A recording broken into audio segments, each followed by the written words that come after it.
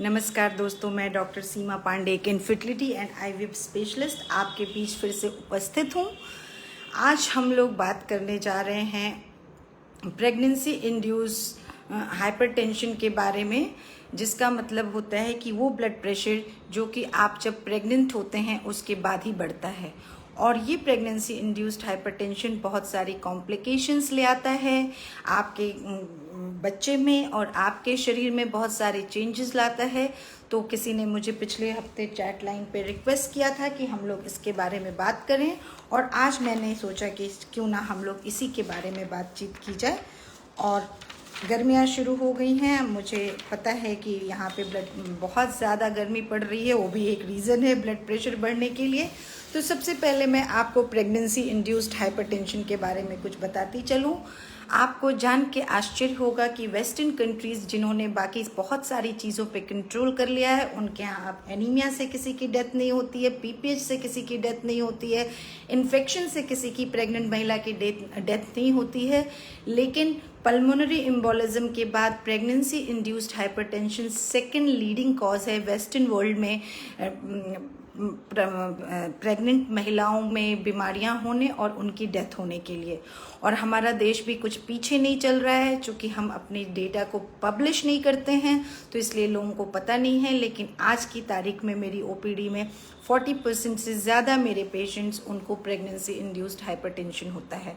हालांकि लिटरेचर ये कहता है कि प्रेगनेंसी इंड्यूस्ड हाइपरटेंशन अधिकतर उन लोगों में होता है जो कम पढ़े लिखे होते हैं, गरीब तबके से आते हैं, जिनका एजुकेशन लेवल इतना नहीं होता है कि वो अपने खान पान के बारे में जाने।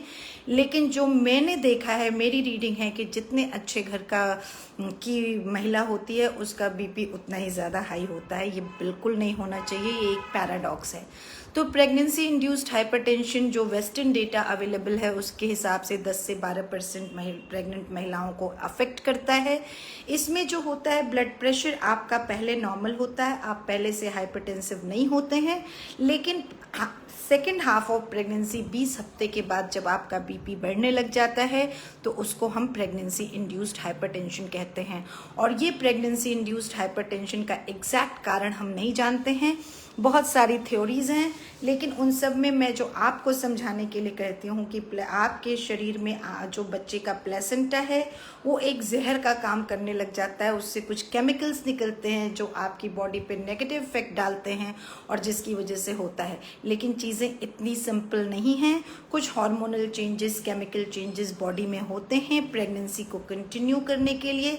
माँ के लिए प्रेगनेंसी एक कॉम्प्रोमाइज स्टेटस है, उसको अपनी चीज़ों को कॉम्प्रोमाइज़ करके बच्चे को खाना देना होता है, बच्चे को ऑक्सीजन देना होता है, उसको सारे न्यूट्रिएंट्स अच्छे से मिले, इसके बारे में देखना पड़ता है।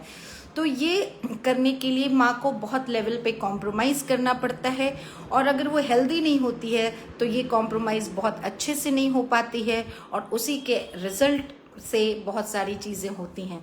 और जैसा कि मैं आपको अक्सर बताती रहती हूँ कि हमारी 80% जो बीमारियाँ हैं वो हमारे लाइफस्टाइल, खान पान, रहन सहन के कारण से होती हैं। तो प्रेगनेंसी इंड्यूस्ड हाइपरटेंशन भी उनमें से एक है। ये अधिकतर उन महिलाओं को होता है जिनको प्रेगनेंसी शुरू होने के वक्त वो बहुत मोटी होती हैं, ओबीज होती हैं, जो अपने खाने पीने का बहुत ध्यान नहीं रखती हैं, बहुत जंक फूड खाती हैं, बहुत ऑयली फूड खाती हैं, स्मोक करते हैं जो लोग, जो ड्रिंक करते हैं, या जिनके अंदर जुड़वा या ट्रिपलेट्स होते हैं। आजकल प्रेग्नेंट इनफर्टिलिटी राइज पे है, उसका जब हम ट्रीटमेंट करते हैं तो बहुत लोग को जुड़वा बच्चे होते हैं, ट्रिपलेट्स हो जाते हैं। आप में से बहुत सारे लोग जिनका मैं आईवीएफ करने जाती हूँ वो लोग मुझसे कहते हैं मैडम कुछ ऐसा करिएगा कि एक साथ जुड़वा बच्चे हो जाएं। लेकिन मेरा मकसद कभी भी आपको जुड़वा बच्चा देना नहीं होता है, मुझे आपको एक हेल्दी बच्चा, जहां आप भी हेल्दी हों, अपने इस प्रेगनेंसी को एंजॉय कर सकें, अपने बच्चे को एंजॉय कर सकें, ऐसी प्रेगनेंसी देना हर डॉक्टर का एम होता है। वही मेरा भी एम है। अगर आप पहले से डायबिटिक हैं, आपको पहले से ब्लड प्रेशर है जिसको हम एसेंशियल या क्रॉनिक हाइपरटेंशन कहते हैं, तो आपके में इस बीमारी के होने के चांसेस ज़्यादा होते हैं। इनफर्टिलिटी ट्रीटमेंट और आईवीएफ या टेस्ट ट्यूब बेबी जिनको किया जाता है उसमें ब्लड प्रेशर हाई होने के चांसेस थोड़े नॉर्मल लोगों से ज़्यादा होते हैं। उसका कारण आपका एज फैक्टर हो सकता है, वो सारे फैक्टर्स जिसकी वजह से आपको इनफर्टिलिटी हुई वो हो सकता है। और कुछ पर्टिकुलर रेस है, जैसे अमेरिकन स्टडी में जो लोग अफ्रीका से आके अमेरिका में बसे हैं, जिनको हम अफ्रीकन अमेरिकन कहते हैं, उनके में प्रेगनेंसी इंड्यूस्ड हाइपरटेंशन होने के चांसेस ज़्यादा होते हैं। जो लोग बहुत कम उम्र में या बहुत ज़्यादा उम्र में 20 साल से नीचे या 40 साल से ऊपर माँ बनते हैं, उनके में प्रेगनेंसी इंड्यूस्ड हाइपरटेंशन होने के चांसेस ज़्यादा होते हैं। अब ये जो प्रेगनेंसी इंड्यूस्ड हाइपरटेंशन है ये 3 तरह से हो गया। एक क्रॉनिक हाइपरटेंशन, आपको पहले से ब्लड प्रेशर की बीमारी थी और वो ब्लड प्रेशर आपकी प्रेगनेंसी में आगे चल के बढ़ने लग गया, तो एक्यूट ऑन क्रॉनिक हाइपरटेंशन उसको कहते हैं। दूसरा प्रेगनेंसी इंड्यूस्ड हाइपरटेंशन जो 20 हफ्ते के बाद बढ़ता है।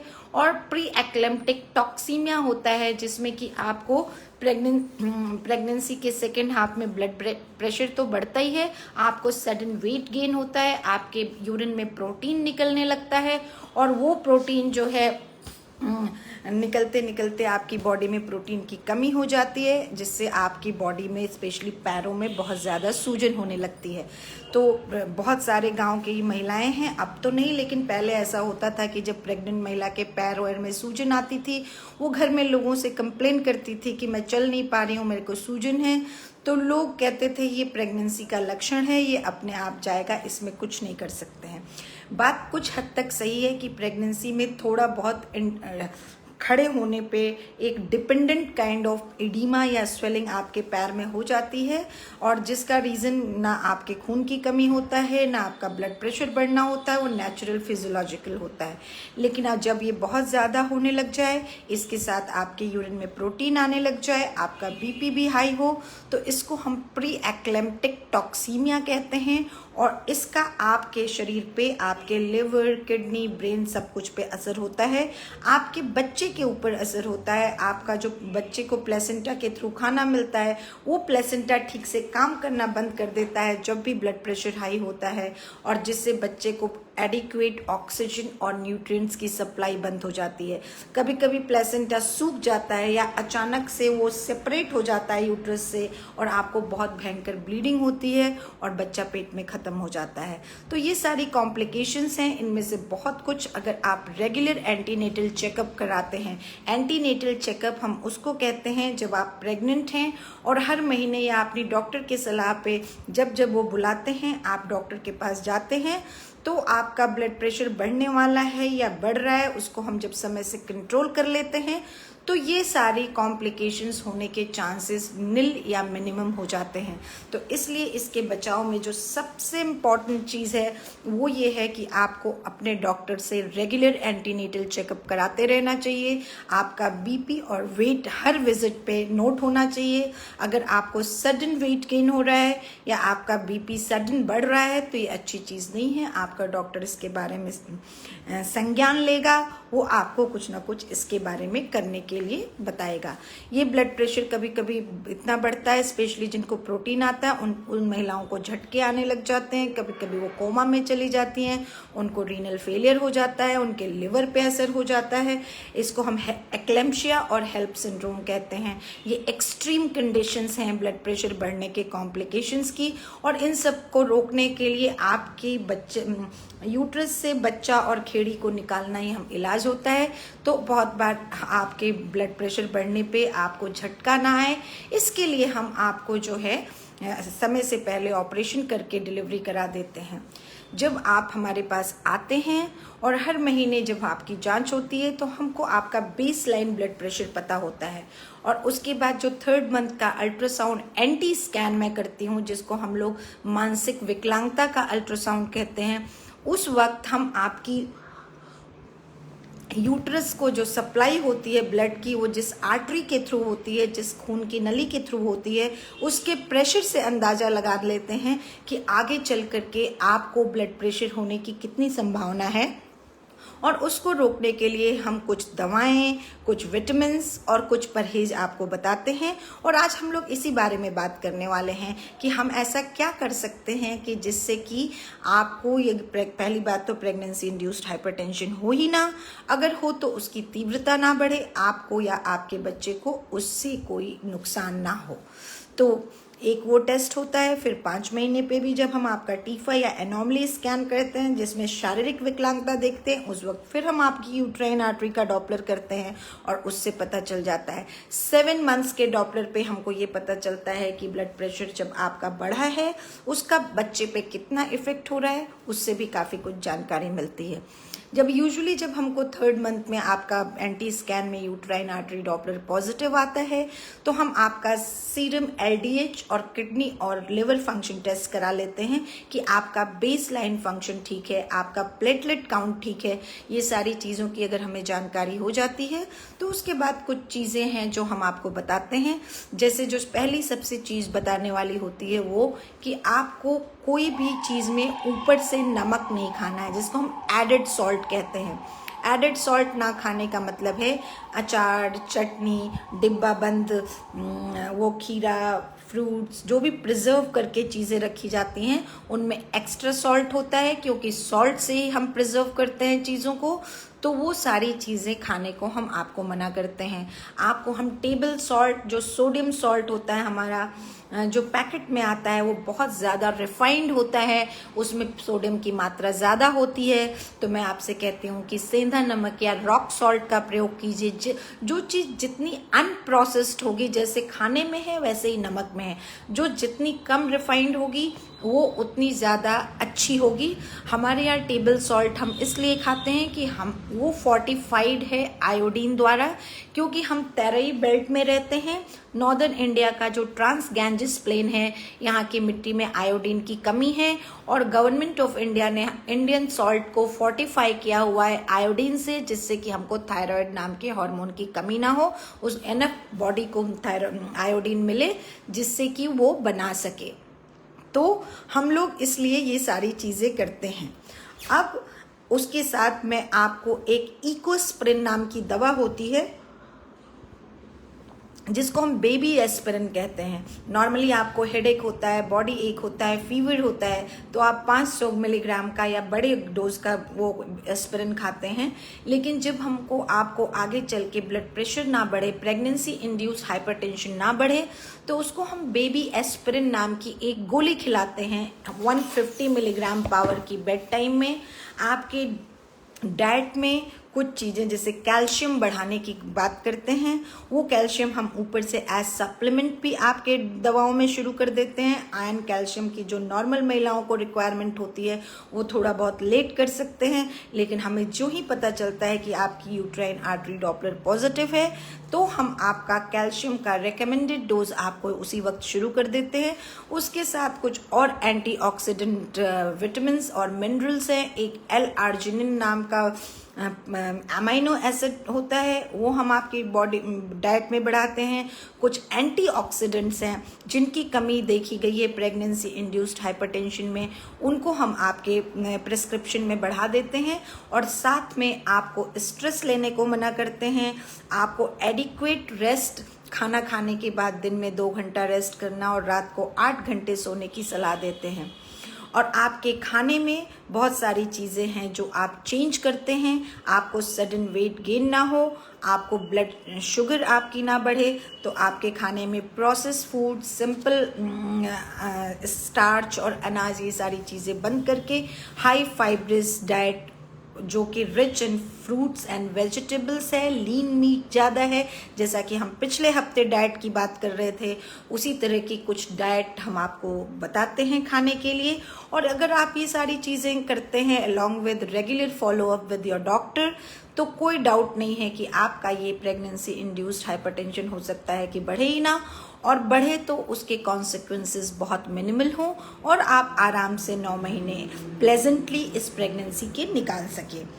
तो कई लोग पूछते हैं कि इसको हम प्रिवेंट कर सकते हैं कि नहीं, तो वो बेबी एस्पिरिन ही एक तरीका है, हाई कैल्शियम डाइट एक तरीका है, जिससे कुछ लोगों में ये PIH या प्रेगनेंसी इंड्यूस्ड हाइपरटेंशन को हम कम कर सकते हैं या रोक सकते हैं। तो ये देखा गया है कि जिन लोगों को पहले ही प्रेगनेंसी इंड्यूस्ड हाइपरटेंशन हुआ था, उनको दूसरी प्रेगनेंसी में भी होने के चांसेस होते हैं। कुछ लोगों की फैमिली में ये रन करता है, एक बहन को होता है तो दूसरी को भी होता है, मॉम को हुआ है तो डॉटर को भी होता है। और उसके अलावा अगर आपका वेट ज़्यादा है, आपको डायबिटीज़ है, आपके पेट में जुड़वा बच्चे हैं, ट्रिपलेट्स हैं, तभी भी ये सारी चीज़ें होती हैं। तो जब आप प्रेग्नेंट हैं और आपको अगर प्रेगनेंसी इंड्यूस्ड हाइपरटेंशन होने की संभावना है या आपको हो चुका है, तो आखिर आपको अपने खान पान में और आपके एक्सरसाइज में, बर्ताव में, सोने जागने में किस तरह के चेंजेस करने चाहिए जिससे कि ये सिवियर ना हो, खतरनाक लेवल पे ना पहुँचे। आज हम लोग उसकी बात कर रहे हैं। तो जब खाने की बात आती है तो जो सबसे पहला फंडा है कि आपकी डाइट हेल्दी और बैलेंस होनी चाहिए, जो मैं हमेशा बताती रहती हूँ। तो वो यहाँ भी वही प्रिंसिपल फॉलो होगा कि हेल्दी और बैलेंस डाइट खाना है, एक साथ ज़्यादा नहीं खाना है। स्मॉल फ्रीक्वेंट मील्स कहते हैं कि थोड़े थोड़े पार्ट में हर 3 से 4 घंटे पे आप खाएं। जिससे मिनिमम आपको सुबह एक ब्रेकफास्ट लेना चाहिए, खाने से 1 घंटा पहले आपको सैलड या कोई फ्रूट खाना चाहिए, दिन में लंच खाना चाहिए, शाम को चाय के वक्त आपको कुछ भुना चना, अंकुरित चना, लैया, मूंग, जो भी आप खा सकते हैं वो लेना चाहिए। इसी तरह रात का खाना 7 से 8 बजे खाने से पहले आपको फिर से सैलड खाना चाहिए। और रात के खाने में आपको प्रोटीन की मात्रा ज़्यादा रखनी चाहिए, कार्बोहाइड्रेट कम रखनी चाहिए। सोने से पहले 2-4 बादाम खा सकते हैं या 1 कप मिल्क पी सकते हैं जिसका मलाई एकदम निकल गया है। जो लोग शहर में रहते हैं उनको डबल टोन या लो फैट स्किम्ड मिल्क मिलता है, जिसका दूध या दही बना के उस पे से भी मलाई निकाल के खाते हैं। आपको जो भी आपको डेयरी प्रोडक्ट्स लेना है, डेयरी प्रोडक्ट का मतलब क्या है, जो गाय भैंस बकरी इनसे मिलता है, उनका इनटेक लिमिटेड रखना है और उसमें मलाई बिल्कुल नहीं होना चाहिए। डेयरी सोर्स ऑफ फैट जितना कम हो आपके डाइट में, मैं ये नहीं कह रही बिल्कुल नहीं खाना चाहिए, लेकिन कम होना चाहिए।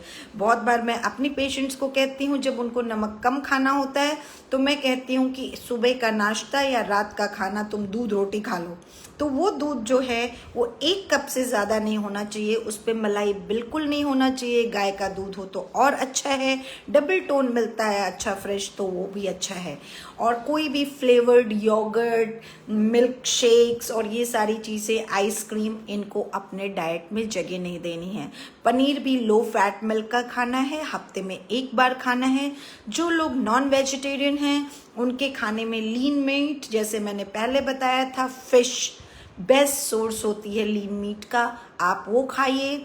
आप सी फूड खा सकते हैं, चिकन पे से सारा उसका स्किन उतार करके उसका कुछ हिस्सा खा सकते हैं। जो लोग वेजिटेरियन हैं उनको लीन प्रोटीन मिलता है आपकी दालों से, राजमा से, छोला से, लोबिया से और नट से। नट्स मतलब जो अखरोट, बादाम, इस तरह के नट्स हैं, बेरीज हैं, उनसे मिलता है, तो आपको उनको खाना चाहिए ज़्यादा। और उसके अलावा जितना आपके डाइट में रोज जो आप खाना खा रही हैं, लंच या डिनर में, 1 हरी सब्जी जरूर ही रहना चाहिए, चाहे वो साग हो, चाहे नेनुआ, तोरी, लौकी। कद्दू बहुत अच्छा होता है, कद्दू रिच सोर्स है पोटेशियम का। सारे एंटी इन्फ्लेमेटरी डाइट यहाँ पे वर्क करती है, एंटीऑक्सीडेंट रिच डाइट वर्क करती है। इसके बारे में हमने बहुत डिटेल में पिछली बार बात की थी। एंटी इन्फ्लेमेटरी डाइट और एंटीऑक्सीडेंट डाइट में बहुत सारे फैक्टर्स कॉमन है, जैसे जितने तरह की गोभी है, स्पेशली ब्रोकली, पत्ता गोभी, फूल गोभी, जितने बीन्स हैं, आपका same, French bean, cluster bean, जितना बीन्स होते हैं वो सारे बहुत अच्छे एंटी इन्फ्लेमेटरी, एंटीऑक्सीडेंट होते हैं। प्याज, टमाटर बहुत अच्छा एंटीऑक्सीडेंट, एंटी इन्फ्लेमेटरी होता है। तो ये सारी चीज़ों को आप सब्जी के तौर पे खाएं। आपके खाने में 5 servings of vegetables and 2 serving of fruit, seasonal fruit होना चाहिए। फ्रूट्स में आप बहुत सारे फ्रूट्स खा सकते हैं। आप अमरूद खा सकते हैं, आप सेब खा सकते हैं, आप अनार खा सकते हैं, आप तरबूज खरबूज खा सकते हैं, आप और पियर खा सकते हैं, एप्पल खा सकते हैं। ये सारे फ्रूट्स आप ले सकते हैं आराम से। ध्यान रखिए कि एक बार में एक ही फ्रूट खाना है। 1 सर्विंग का 3 सर्विंग मिला करके आपको या तो 1 कप कच्ची सब्जी या आधा कप पकी हुई सब्जी बनती है। तो इसका बहुत ध्यान रखना है।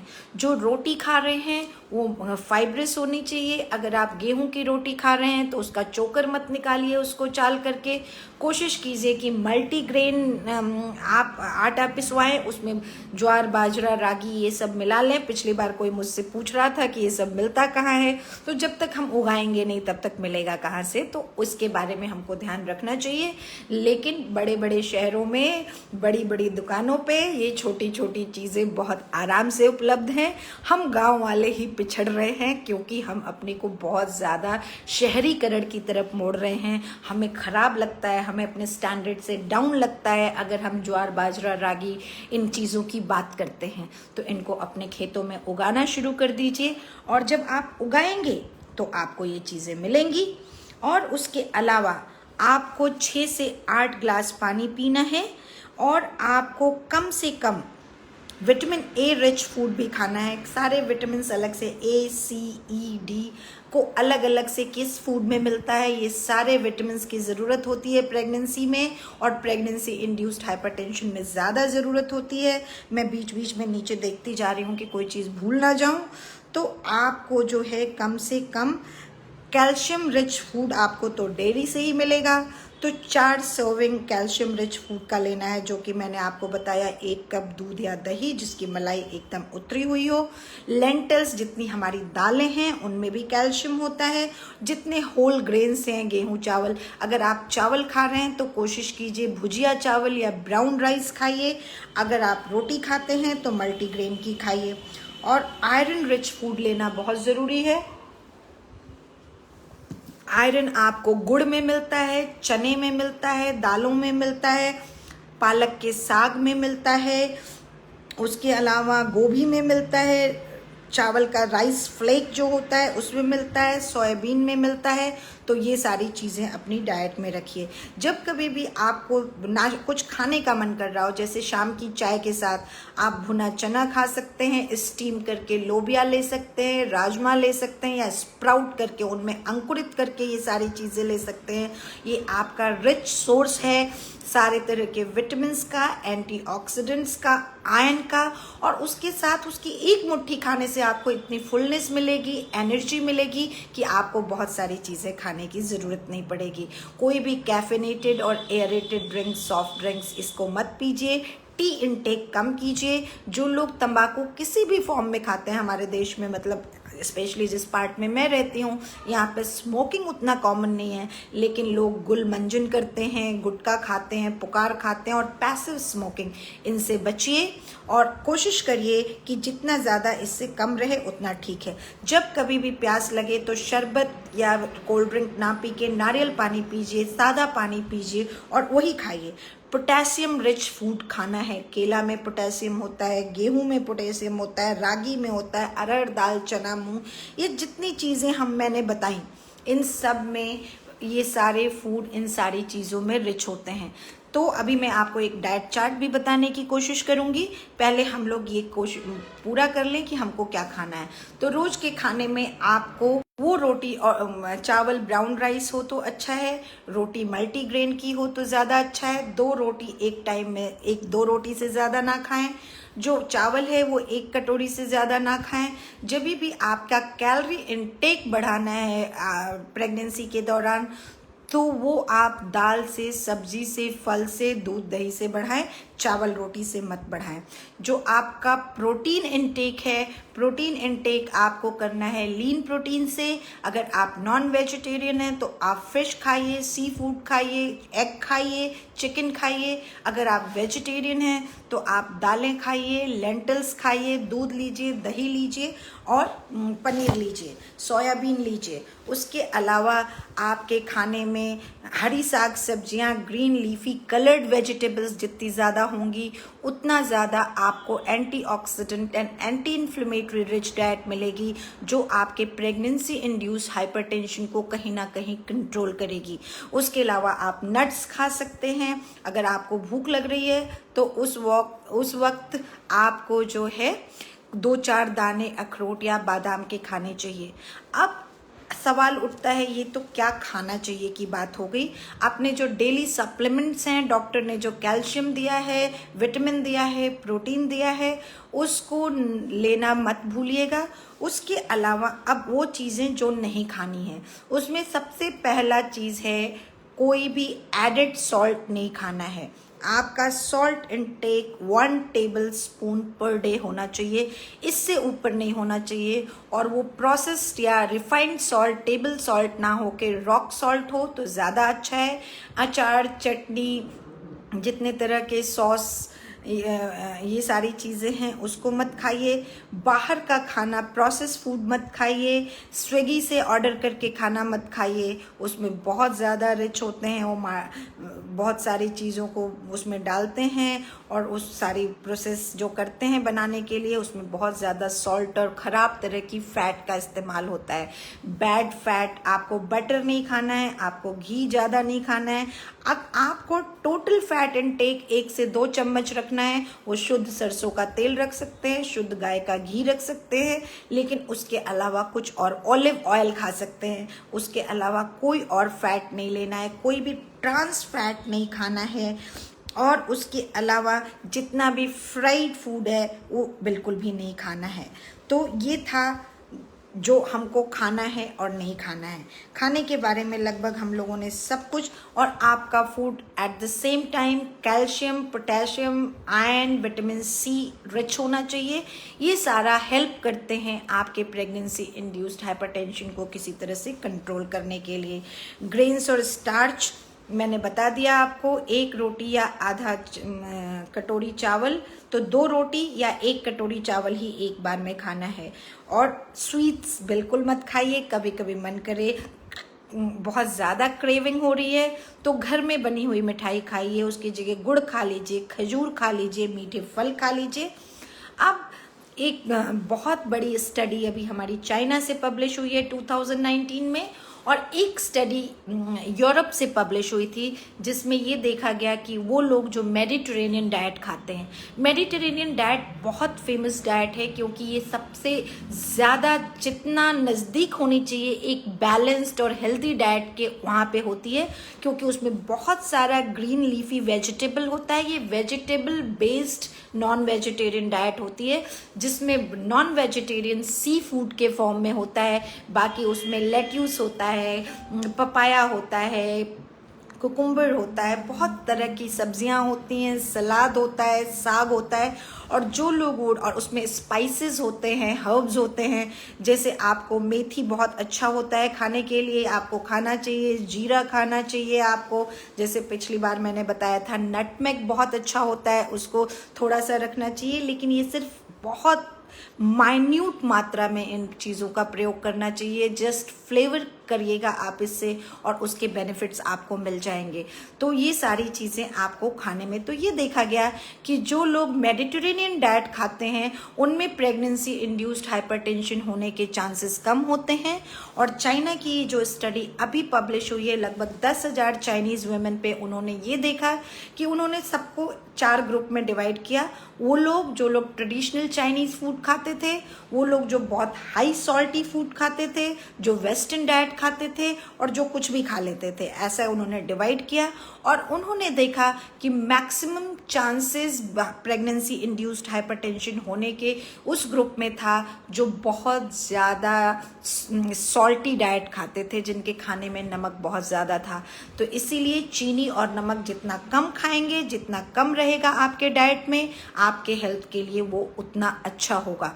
वेस्टर्न डाइट बहुत रिच होती है शुगर में, प्रोसेस कार्बोहाइड्रेट्स में, वो सिर्फ मैदा होती है, चीनी होती है। जैसे कि हम बर्गर खाते हैं, बंस खाते हैं, मफिन्स खाते हैं, केक खाते हैं, जितने बेकरी प्रोडक्ट्स हैं ये सारे वेस्टर्न डाइट में बहुत ज़्यादा होते हैं। अगर इनका प्रयोग आप ज़्यादा करेंगे तो ये प्रेगनेंसी इंड्यूस हाइपरटेंशन देगा, आपका वेट बढ़ाएगा, आपको डायबिटीज़ के लिए और जेस्टेशनल डायबिटीज़ जो प्रेगनेंसी के दौरान होती है उसके चांसेस आपके अंदर बढ़ाएगा। तो इन सारी चीज़ों से आपको बच करके रहना चाहिए। और एक्सरसाइज के बारे में हम लोग बात कर रहे थे, तो 2 बहुत बड़ी बड़ी स्टडीज़ हुई, हालांकि रिजल्ट बहुत कंफ्यूजिंग था, लेकिन ये देखा गया कि अगर आप अपना, उन्होंने 2 ग्रुप में डिवाइड किया, 15-20 हज़ार प्रेग्नेंट महिलाओं को, आधों को उन्होंने वॉकिंग करने के लिए 40 मिनट बोला और आधे लोगों को उन्होंने स्ट्रेचिंग एक्सरसाइजेज, हाथ के, पैर के, ये सारी चीज़ें बताई करने के लिए 40 मिनट। शर्त ये थी कि कम से कम 5 दिन हफ्ते में आपको ये करना है। और उसके बाद से वो 1 दिन उनको हॉस्पिटल में सिखा दिया, फिर घर भेजा, फिर हर हफ्ते फॉलोअप में उनको बुलाया जाता था और वो करा के देखा जाता था कि वो स्ट्रेचिंग एक्सरसाइजेज वगैरह ज़्यादा अच्छे से वो लोग कर पा रहे हैं कि नहीं, सही से कर पा रहे हैं कि नहीं। इसका सैड पार्ट ये था कि जैसे जैसे प्रेगनेंसी आगे बढ़ी, लोगों ने वॉकिंग करना बंद कर दिया, स्ट्रेचिंग करना बंद कर दिया, लेकिन कोई 2 बार हफ्ते में करता था, कोई 1 बार, किसी ने वो भी बंद कर दिया। लेकिन ये देखा गया, होता क्या है, जब आपका ब्लड प्रेशर हाई होता है तो आपका रेस्टिंग हार्ट रेट और बीपी बढ़ जाता है। तो एक्सरसाइज आपके रेस्टिंग हार्ट रेट और ब्लड प्रेशर को नीचे ले आती है और उससे आपकी बॉडी का स्टैमिना बढ़ता है, उसको काम करने की ताकत बढ़ती है। तो ये देखा गया कि जो लोग रेगुलरली वॉक करते हैं at least 5 days a week, 30 to 40 minutes, या कुछ स्ट्रेचिंग एक्सरसाइजेज, योगा, पिलाटे, ये सब करते हैं, तो उनको ब्लड प्रेशर होने के चांसेस कम होते हैं। उनका प्रेगनेंसी इंड्यूस्ड हाइपरटेंशन होने का, जो रेगुलरली कर रहे हैं, चांसेस 14 से 20% डिक्रीज हो जाता है। जबकि दूसरी स्टडी में देखा गया कि वेट गेन तो प्रिवेंट हो गया, लेकिन उनका chances of getting pregnancy induced hypertension कम नहीं हुआ। तो उसका रीज़न हो सकता है कि ये जो स्टडी थी इसमें महिलाओं ने उसको रेगुलरली फॉलोअप नहीं किया, जितना ज़रूरी था उतना नहीं किया। तो आपको जो प्रेगनेंसी है इसमें आपका खाना सही होना चाहिए, आपको एडिक्वेट रेस्ट, 8 to, आपको PIH है तो 10 आवर्स का रेस्ट मैं बता रही हूँ, 8 आवर्स की स्लीप रात में, और 2 घंटे आपको दिन में खाना खाने के बाद सोना चाहिए। इसके बाद आप उठते हैं तो जिसमें आप कंफर्टेबल फील करें जब तक आप, और ये एक्सरसाइजेज प्रेगनेंसी के 3rd मंथ से अगर आप शुरू कर देते हैं 3 मंथ पे, जितना जल्दी शुरू करते हैं उतने इसके बेनिफिट ज़्यादा होते हैं। तो आप हल्का फुल्का वॉक करिए, एक साथ 40 मिनट नहीं कर पा रहे हैं, 20 मिनट सुबह कर लीजिए, 20 मिनट शाम कर लीजिए। लेकिन शर्त यह है कि अगर आप थकने लग जाते हैं, आपको करने से बहुत ज़्यादा सांस फूलती है, आपको दिक्कत होती है पेट में, तो बिल्कुल करने की ज़रूरत नहीं है। उतना ही करना है जितना आपकी बॉडी कंफर्टेबली उसको बेयर कर ले। उसी तरह जो स्ट्रेचिंग है, स्ट्रेचिंग करने से आपका स्पाइन ठीक रहेगा, आपका हाथ पैर सब कुछ सही रहेगा, और उस स्ट्रेचिंग से आपकी बॉडी के अंदर एक स्ट्रेंथ आएगी चाइल्ड बेयरिंग के लिए भी, और वो स्ट्रेंथ से आपके अंदर एनर्जी की खपत होगी, आपका वेट ज़्यादा नहीं बढ़ेगा और आपका बीपी भी कंट्रोल रहेगा। तो थोड़ा सा स्ट्रेचिंग, और ये देखा गया वॉकिंग और स्ट्रेचिंग में चूज़ करने को, तो स्ट्रेचिंग के फ़ायदे ज़्यादा थे, तो आप 20 मिनट वॉक कर लीजिए, 20 मिनट स्ट्रेच कर लीजिए।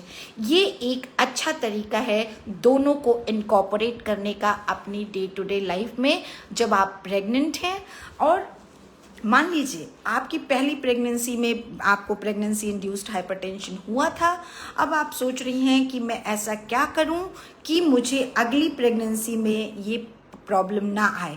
तो उसके लिए सबसे पहले आपको अपना रेगुलर हेल्थ चेकअप कराना चाहिए, आपका बीपी और वेट कंट्रोल में होना चाहिए। उसको आप जितना पहले से शुरू कर देंगे उतना ज़्यादा अच्छा रहेगा, और जब वो आप कर लेंगे तो उसके बाद से आपको अपने खाने में जितना ज़्यादा healthy, balanced, antioxidant, anti inflammatory rich food रखेंगे, हाई फाइबर रखेंगे, ग्रीन लीफी वेजिटेबल्स रखेंगे, नट्स रखेंगे, जितना चीज़ मैंने बताया है वो सारी चीज़ें खाएंगे।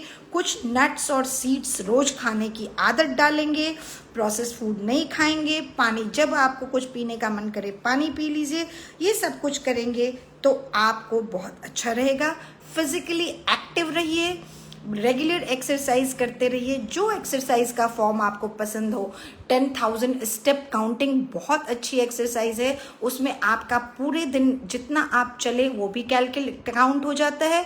उसके अलावा कोशिश कीजिए कि कम से कम 3,000 का स्टेप्स जो है वो आपकी वॉकिंग से आए या एक्सरसाइज से आए तो बहुत ही अच्छा होगा। उसके अलावा कुछ स्ट्रेंथ एक्सरसाइजेज, योगा कर सकते हैं आप, वेट बेयरिंग कर सकते हैं। कोशिश कीजिए कि 3 दिन ही हफ्ते में करें, लेकिन कुछ फिजिकल एक्टिविटी आपको करते रहनी है। ये जो स्ट्रेंथ और वेट बेयरिंग एक्सरसाइजेज हैं, अगर आप 3 दिन कर रहे हैं तो 3 लगातार दिन ना करके एक एक दिन नागा करके कीजिए। एक दिन आपने स्ट्रेंथ कर लिया, दूसरे दिन कार्डियो कर लिया। एरोबिक एक्सरसाइजेज जहाँ आपके बॉडी में ऑक्सीजन आती है और खर्च होती है, जैसे वॉकिंग हो गया, डांसिंग हो गया, वो सारी एक्सरसाइजेस आपके लिए बहुत अच्छी हैं।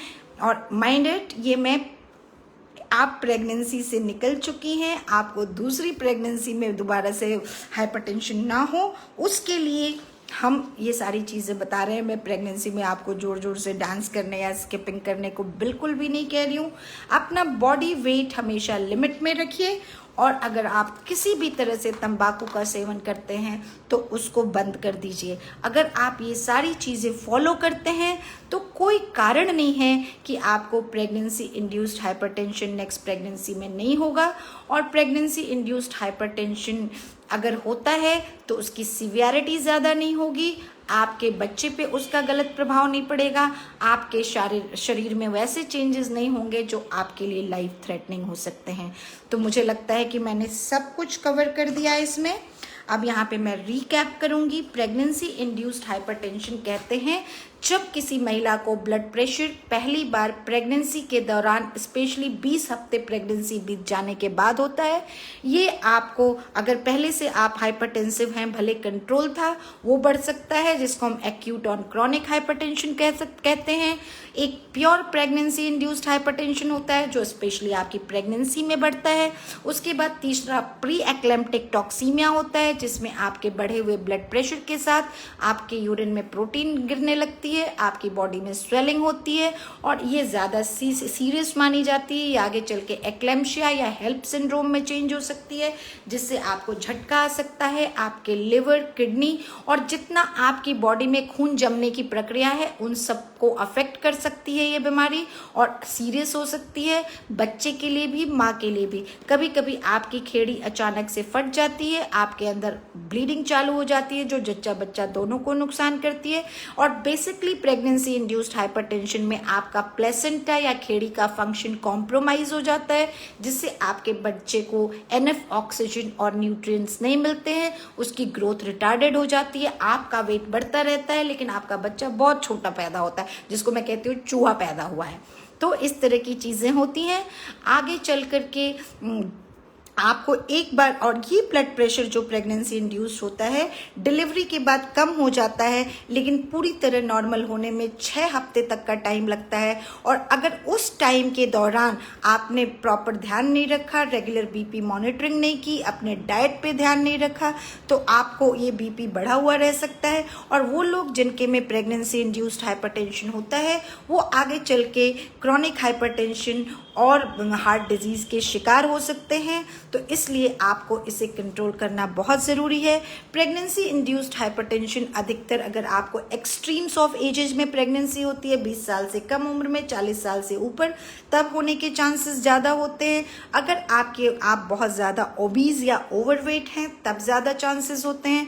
अगर आपके अंदर ट्विंस या ट्रिपलेट्स, मल्टीपल प्रेगनेंसी, एक साथ कई बच्चे आपके पेट में हैं, तब हो सकती है। अगर आपका आईवीएफ हुआ है, स्पेशली एग डोनर के साथ हुआ है, तब होने के चांसेस ज़्यादा होते हैं। और उसके अलावा एग्जैक्ट रीज़न ये क्यों होता है इसका ज्ञात नहीं है। और अगर आपको फैमिली हिस्ट्री होती है, आपकी सिस्टर को हुआ तो आपको हो सकता है। अगर आपकी पहली प्रेगनेंसी में आपको प्रेगनेंसी इंड्यूस्ड हाइपरटेंशन हुआ तो आपको आगे चल करके इसको होने के चांसेस होते हैं। इसको प्रिवेंट करने का तरीका एक बेबीज एस्पिरिन है। आपके खाने में प्रोटीन और कैल्शियम की मात्रा बढ़ाना, एंटी इन्फ्लेमेटरी और एंटीऑक्सीडेंट चीज़ों की मात्रा अगर आप बढ़ाते हैं, आप फिजिकली फिट रहते हैं, ओवरवेट नहीं होते हैं, ओबीज नहीं होते हैं, तो आपकी प्रेगनेंसी इंड्यूस्ड हाइपरटेंशन होने के चांसेस कम होते हैं। जितना ज़्यादा बैलेंस्ड और green leafy vegetable based diet आप खाएंगे उतना अच्छा रहेगा। आपके खाने में एडेड सॉल्ट ऊपर से अचार, चटनी, सिरप और केचप की तरह से नहीं होना चाहिए। टेबल सॉल्ट आपको नहीं खाना है, रॉक सॉल्ट या सेंधा नमक का प्रयोग करना है। 1 चम्मच से ज़्यादा नमक एक दिन में नहीं खाना है। आपको डेयरी प्रोडक्ट्स का यूज़ इनटेक लिमिटेड रखना है। आपका प्रोटीन इनटेक, अगर आप वेजिटेरियन हैं तो दालों से आना चाहिए, राजमा, लोबिया, सोयाबीन से आना चाहिए। अगर आप नॉन वेजिटेरियन हैं तो आप फिश ले सकते हैं, सी फूड ले सकते हैं, एग ले सकते हैं, चिकन ले सकते हैं। 1 कप से ज़्यादा दूध आपको पीने की ज़रूरत नहीं है। और जितना ज़्यादा आप अपना खाने में potassium, iron, vitamin C rich diet रखेंगे, जितना फाइबर कंटेंट आपकी डाइट का अच्छा होगा, उतना ज़्यादा आपको फिलिंग कम फील होगी जल्दी, और आपकी डेली की कैलोरी रिक्वायरमेंट कम खाने में पूरी हो जाएगी। वो ज़्यादा जगह लेगा और आपके इन बीमारियों में अच्छा प्रयोग करेगा। अगर आपको एक बार प्रेगनेंसी इंड्यूस्ड हाइपरटेंशन हो गया है तो नेक्स्ट प्रेगनेंसी में कोशिश कीजिए कि रेगुलर एंटीनेटल चेकअप कराइए। पहले से हेल्थ चेकअप कराइए। हेल्थ चेकअप कराते हुए आपको अपना बीपी कंट्रोल रखना है, अपने हार्ट की जांच करानी है, आपको रेगुलर एक्सरसाइज करना है, आपको ओवरवेट नहीं होना है, आपको अपनी डाइट जिस तरह बैलेंस्ड और हेल्दी मैंने बताया वैसे खाना है। एक बार आप प्रेग्नेंट हो जाती हैं तो आपको रेगुलर फॉलोअप में किसी पढ़े लिखे अच्छे गायनेकोलॉजिस्ट के पास रहना है जिसको इन चीज़ों की जानकारी है। लगभग सबको जानकारी होती है अगर वो पढ़ा लिखा है तो। और आपका जो 3rd मंथ का एंटी स्कैन होता है उसके साथ जो हम यूट्राइन आर्टरी डॉपलर करते हैं उससे हमको काफ़ी कुछ आइडिया लग जाता है कि आप क्यों प्रेगनेंसी इंड्यूस्ड हाइपरटेंशन होने के चांसेस कितने हैं। अगर प्रेगनेंसी इंड्यूस्ड हाइपरटेंशन हो जाता है तो आपका बच्चा कमज़ोर पैदा हो सकता है, कम दिन पे पैदा हो सकता है, उसको ऑपरेशन द्वारा पैदा करने की ज़रूरत पड़ सकती है, उसको एनआईसीयू में इसलिए रखना पड़ सकता है। तो इन सारे कॉम्प्लिकेशन से आप बच सकते हैं सिर्फ अपनी लाइफस्टाइल को अच्छा रखने के लिए। आप प्रेग्नेंट हैं तो अपने विटामिन टाइम से खाइए, प्रॉपर रेस्ट लीजिए, टेंशन मत कीजिए, हेल्दी ईटिंग कीजिए, क्रेविंग्स पे कम से कम टाइम लगाइए, और ये सब करके आपकी प्रेगनेंसी कोई डाउट नहीं है कि बहुत अच्छे से चलेगी। अगर उसके बाद अगर कुछ हो जाता है तो आपका डॉक्टर हमेशा आपके साथ है, वो हमेशा आपकी मदद करेगा, आपको बेस्ट सलाह देगा। तो आप अपने डॉक्टर की बात ज़रूर सुनिए। तो आज के लिए इतना ही। मुझे उम्मीद है कि मैंने जो कुछ भी बताया उससे आपकी जो क्वेरीज थी वो ज़रूर सॉर्ट आउट हुई होंगी। सासू माँ लोगों से रिक्वेस्ट है कि प्रेगनेंसी इंड्यूस्ड हाइपरटेंशन अगर किसी को हो गया है तो उसको दिन में 2 घंटे रेस्ट की ज़रूरत है, उसको बहुत ज़्यादा खटाने की ज़रूरत नहीं है, एक्सरसाइज उसकी कैपेसिटी के हिसाब से करना है। तो इसलिए नॉर्मल बच्चा होने के लिए उनको ज़बरदस्ती एक्सरसाइज मत कराइएगा और ना ही बहुत ज़्यादा पैनिक क्रिएट करिएगा। उसका माइंड जितना ही शांत होगा, जितना स्ट्रेस फ्री होगा, वो प्रेगनेंसी उतने अच्छे से चलेगी। तो आज के लिए इतना ही। गुड नाइट, शब खैर। Please take very good care of your self. हम फिर से मिलेंगे। अगर आपका कोई क्वेश्चन मैंने नहीं सॉर्ट आउट किया है तो आप इस चैट लाइन में डाल सकते हैं। अगर कोई ऐसा टॉपिक है जिस पे आप बात करना चाहते हैं, आप चाहते हैं मैं बात करूं, तो वो भी इसमें आप लिख सकते हैं। और इसके अलावा अगर ये वीडियो आपको किसी काम का लगा तो प्लीज़ प्लीज़ इसको शेयर करना मत भूलिएगा अपने दोस्तों के साथ, अपनी फैमिली के साथ, अपने कॉलीग्स के साथ, या वो जो भी लोग जिनको इससे थोड़ी भी मदद मिल सकती है, क्योंकि मेरा मकसद यही है कि ज़्यादा से ज़्यादा लोग जानकारी पाएं। और अगर आप अपनी बीमारी के बारे में जानकारी रखेंगे तो आप उसको ठीक होने में भी मेरी पूरी मदद करेंगे। Thank you, bye.